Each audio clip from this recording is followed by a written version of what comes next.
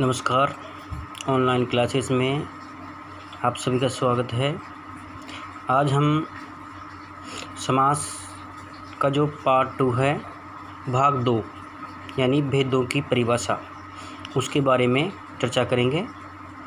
तो सबसे पहले हम लेते हैं अव्ययभाव समास। अव्ययभाव समास किसे कहते हैं?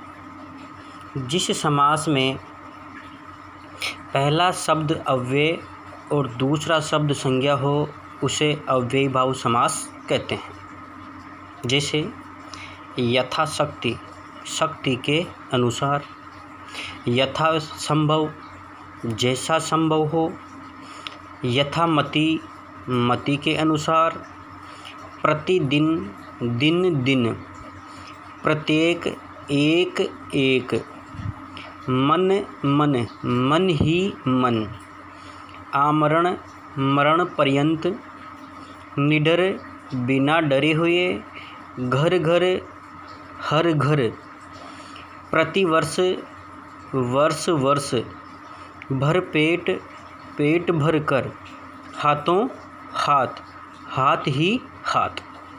देखिए इसमें जो यथा शब्द है वो अव्यय है और जो शक्ति शब्द है वह संज्ञा है। ऐसे ही प्रति शब्द इसमें अव्यय है और दिन शब्द इसमें संज्ञा है। ऐसे प्रशब्द इसमें अव्यय है और एक शब्द इसमें संज्ञा है। मन मन, पहला मन जो है वो अव्यय है और दूसरा मन जो शब्द है वो संज्ञा है। आ इसमें अव्यय है, निडर में निअव्यय है और प्रति में प्रत्यव्यय है, भर में, भर पेट में भर शब्द अव्यय है।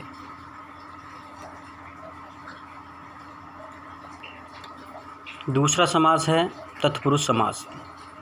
जिस समास में दूसरा पद प्रधान होता है और दोनों पदों के बीच प्रथम यानी कर्ता कारक तथा अंतिम संबोधन कारक के अतिरिक्त शेष किसी भी कारक की विभक्ति का लोप पाया जाता है, उसे तत्पुरुष समास कहते हैं।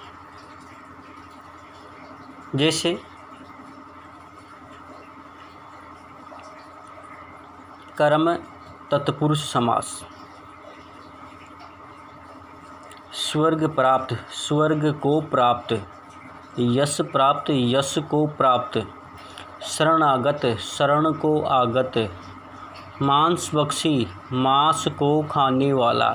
अब जैसे कोई उदाहरण आता है कि स्वर्ग प्राप्त में कौन सा समास है, तो हमें तत्पुरुष समास नहीं लिखकर हमें ये बताना है कि इसमें कर्म तत्पुरुष समास है, क्योंकि इसमें कर्म कारक की विभक्ति का लोप हुआ है, इसलिए ये कर्म तत्पुरुष समास कहलाएगा।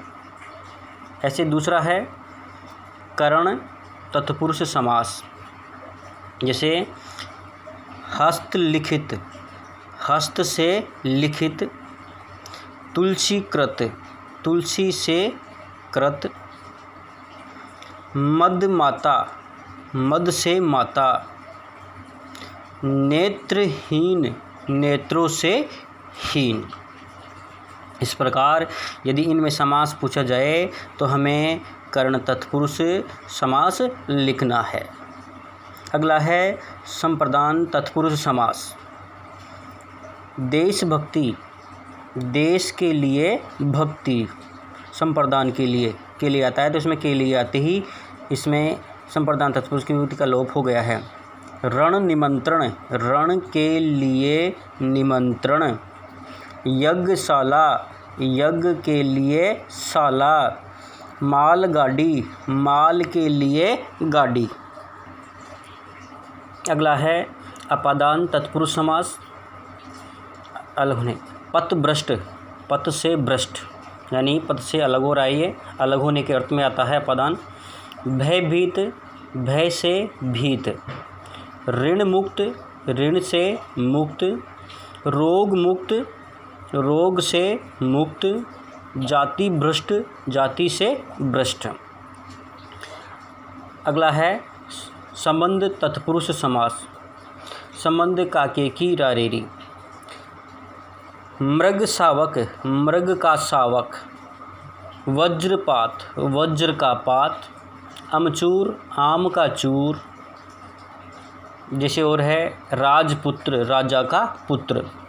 दीनानाथ, दीनों के नाथ। चाय बागान, चाय के बागान।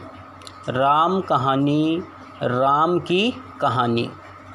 बैलगाड़ी, बैलों की गाड़ी। इस प्रकार इनमें संबंध कार्य की विभक्तियों का लोप हो रहा है।